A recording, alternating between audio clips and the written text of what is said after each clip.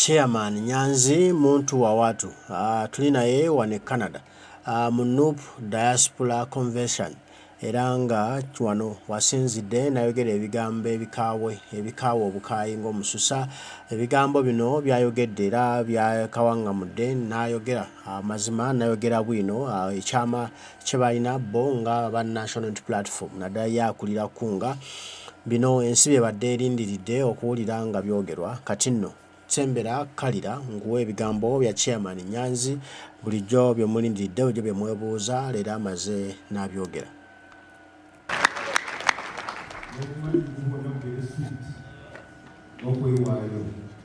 This is the time, this is the time to say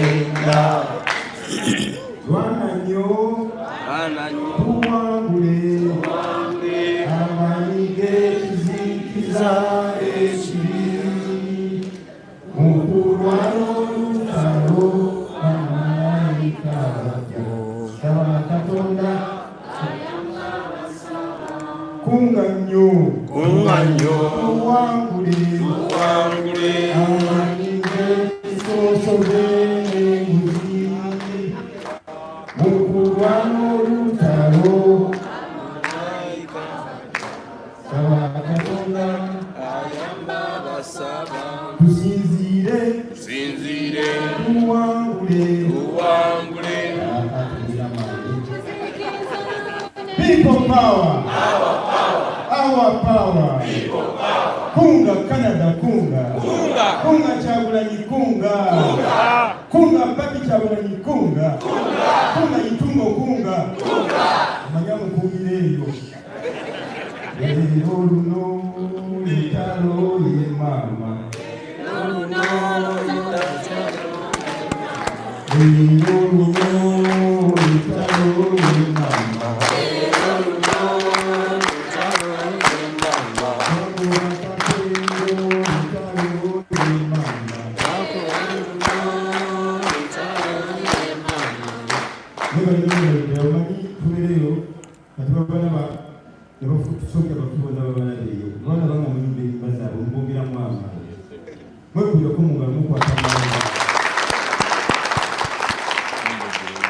I also extend my thanks to the Canada chapter for this great work well done. Thank you very much.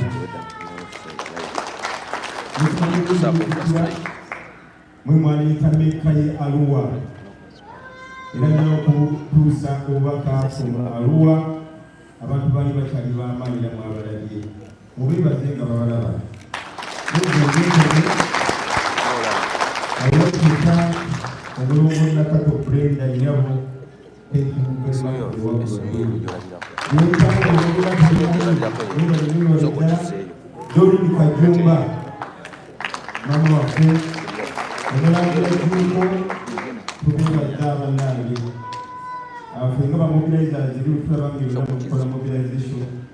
Really empower us and any team led by women is always successful.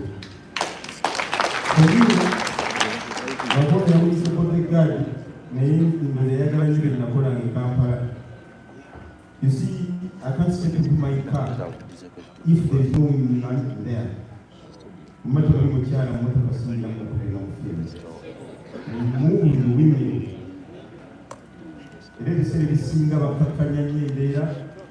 So I can see women here.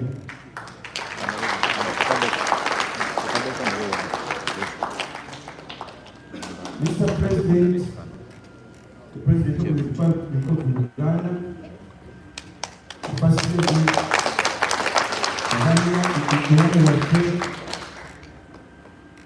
the Iron Lady,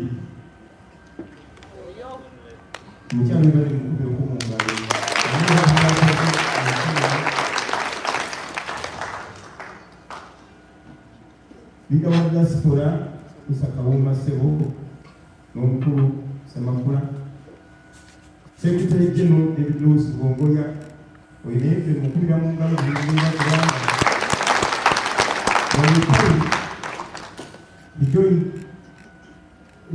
we started the struggle. Yenye bili kumutwe. Ezo nezagina zikuwako. Bili olubako ejene kiwozo. Our spokesperson Sekamu eri ku ground with spoken. Yoyo Senyoni Madam Speaker wa KCCA no mukumi. Ladies and gentlemen, today, you see, for me, I'm tired of lamentations because this is a justified war. It's a well-known war. It's recognized not only in Uganda, but everywhere in the world. The world knows that there is a team which wants to remove a dictator, a Syrian dictator. So it's a justified war. The enemy is known, the war is known, and we know what we are fighting for. So there's no time to lament. There's no time to complain. I need your Kwanisa here, not to be made yesterday. Tukimanyi tulina nibale, tetulina ebyokubwanyisa. Kakati olutalo luyinja lugenda mu maaso ekiri Uganda mukola ki? Ekiraba bulungi nnyo.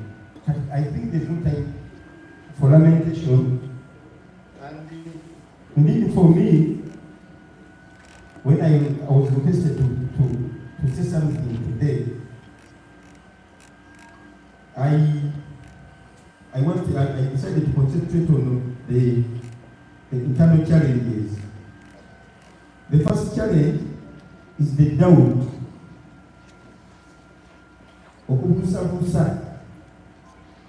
The doubt that one time we shall have transfer of power from one leader to another, or from a ruler to a leader, without shedding blood. That okubusabusa ye problem tetulina eretera abantu baffe okuba nti no tebakkiririza mu bye bakola. And moreover, keep on saying that we are going to remove this dictator non-violent. Now that is the challenge. Secondly, the hope is there in Ugandans. But how can we boost this hope? It's also very important. How can we increase the hope in Ugandans? Kubanga hope we really have baked. Abalonzi babeera bagwamu amaanyi. Abateekamu akasente agwamu amaanyi. Abagenda okukira ku makya agwamu amaanyi. Essuubi tukumye tutya essuubi lino nga likyaliwo. And they are very simple things. But they are very important. The other aspect is fear. Akatengo. Abantu okutya okulumba n'abampade bamaliri nene batya okulumba. That moment of fear.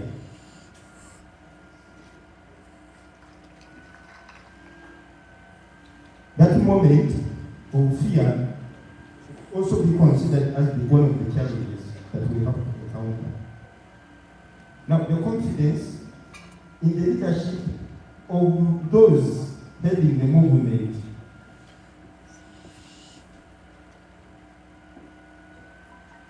Abantu okubeera nga babuusabuusa abakulembedde struggle. Olina tati okuleta ebintu by'emabega n'anonooza.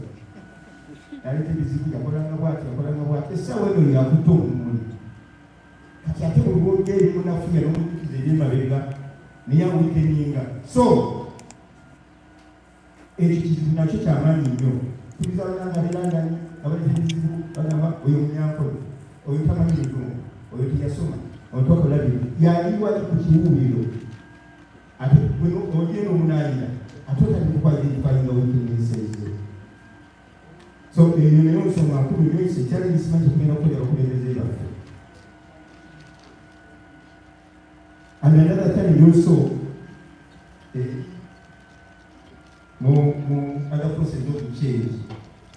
And then you go to Kasi, and that question keeps on hanging, and then you go to Kasi, you know. So those are the challenges that I have identified. The other thing that I have to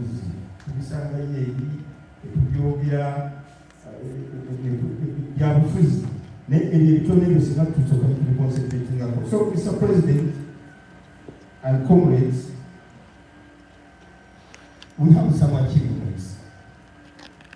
First of all, the strength of constitutionalism, the strength of the constitution and constitutionalism. We have a constitution. It has been read, but there's some, what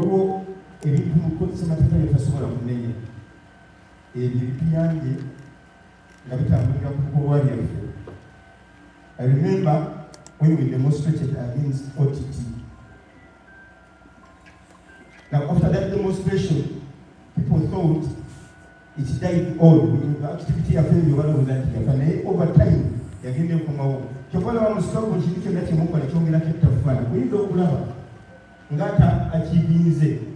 Recently, we had a by-election.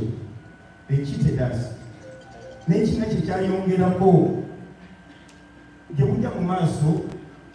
Somewhere, somehow,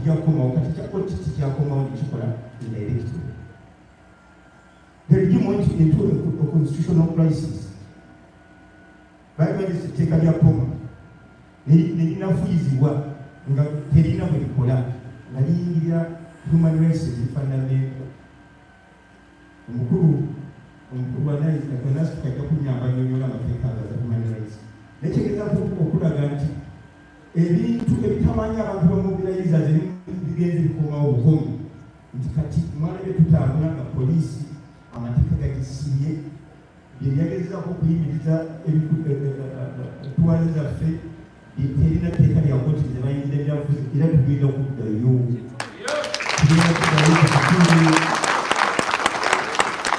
Mr. President. So ladies and gentlemen, tuna achievement to constitution no kutiliza kusema teka ikiaili.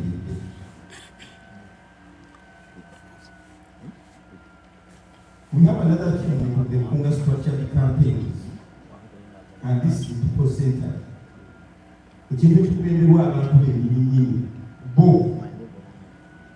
Without politicians leading them, you see people ahead of politicians these days. But politicians, not all politicians, but some politicians. Remember much about politics. The politicians, this time it is the people power. That's the great achievement. And so that's the people power. But it's now the people leading the struggle. Kati, kizimba okusanga omuntu atunda abantu n'abatundira mu kibiina nga mwe yakola. Owulira? Oba n'abagamba nti ngenze mu kino abantu bennyini bagala ekyukakyuka so they can realize nti no bakulembera ekintu kyonna. So it is a people-based or the people-driven campaign beyond the campaign of politicians, and now politicians are following the people. Ebimu ku bantu bebakola ebikulaga nti biyala abantu ate balina ne discipline. Bamanyi mundu weziri ebintu zitangerete. Bamanyi amayinja, bamanyi ebitupa n'ebintu n'ebifumita ebiri. Naye ng'olaba babeera mu shows bakozesa bucupa. Omuntu bakuba obucupa nga bademonstratinga. Bakozesa amayinja, tebakozesa eglaasi. Okiraba kati ekitegeeza ebintu ebimu abantu bennyini beefuga ne balaga omuntu tebamwagala. It is a symbolic gesture to send a message to wait to kwetaaga kwagala enkyukakyuka. Era olaba ezimu ku achievements zitulina abantu baffe okubeera nabo olaba nti there is a lot of discipline these days. Tutambula abasirikale batuttako kwegamba olaba nti tuli kintabuli nabo. Dictator n'abuwa wagambira nti no tulina nsobola kwagala okukola ebikolwa ebyobuyiikira. greater achievement kati tutambulira wamu n'abantu bamukwata mundu obwongo bwakugenda bukyuka waliwo ensi eyakyuka nga tebakozesezza abantu batandika n'okuwa abasirikale emigaati nga babalana n'amazzi tutunulidde olunaku olwo tuyinza olunaku olwo nga n'abasirikale bakkiriza nti tebakikola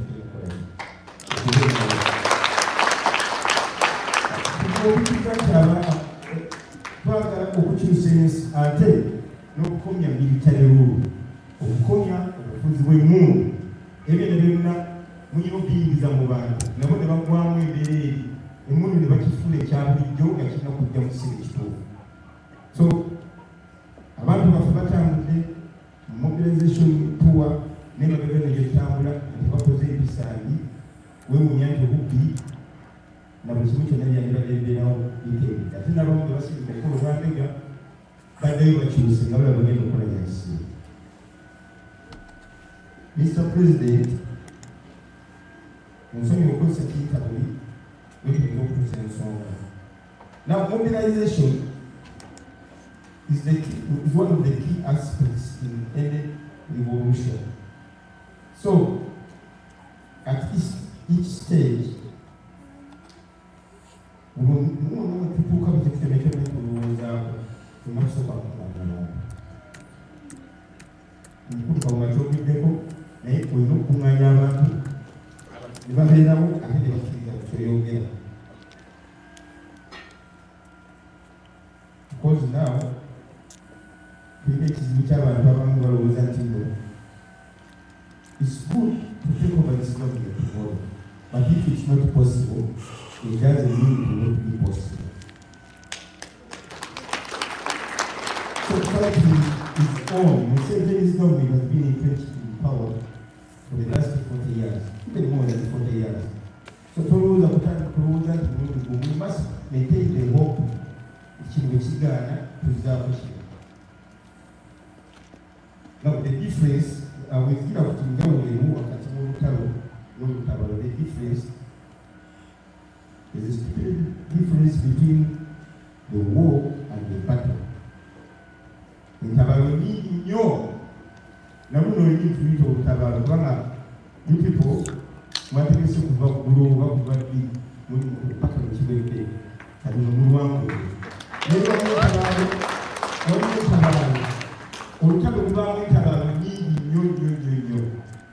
What was the Baba one when I was at Papuan? Maybe when I went to make a I am ready to know battles.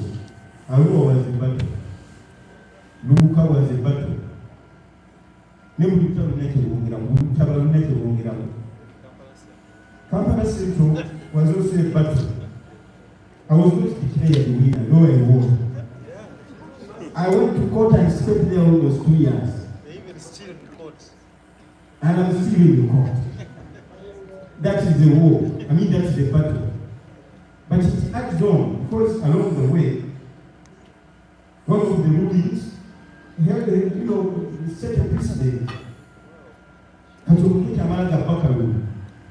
Rose and Yakuru Katikaba Katikam Deo, Moro Kabako, and some Wakwati, what is your Moro Bakaru, Roxa, and Sobe.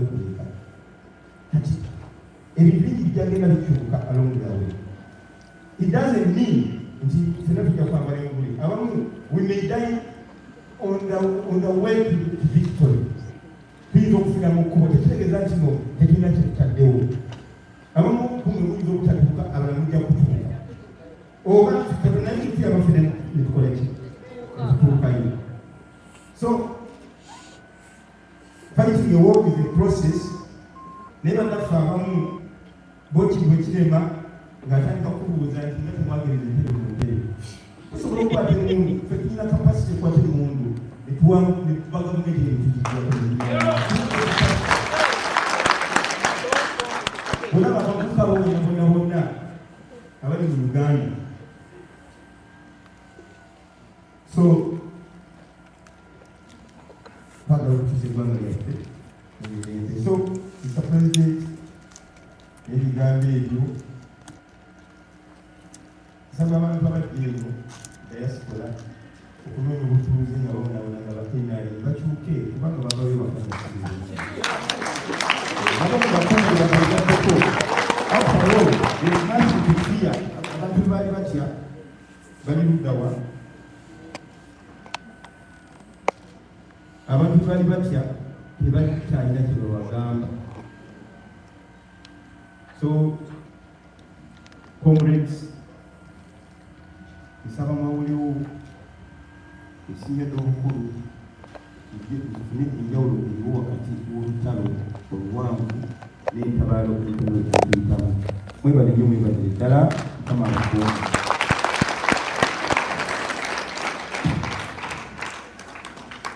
Yes, let me take this corner and invite our spokesperson.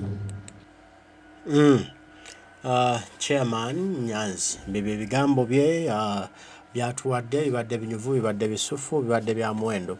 Obubaka obwo bwawukabi era nti no ffe kitwakatako okulaba nga tukkiriza ggwanga lyaffe kusebengera nga tulaba era nga ffe tulina okulwana olutalo okuliddaabula, okuliza obujja, okulijja mu mikono gy'abo abatamanya ŋŋamba abaagala odditwala. Era nga buli omu olina okukola ky'oteekeddwa okukola, buli ky'owulira nga kijja mu mbeera zo ky'olira nga kigenda kukuyamba okutanga nga tutereeza eggwanga Uganda, ky'oba otereeza tusobole okweyagalira ddala. Ebyange bibyo nno tujja kuddamu, tujja kuba twogera. Mukama Katonda nsaba bankuumire. Mweraba.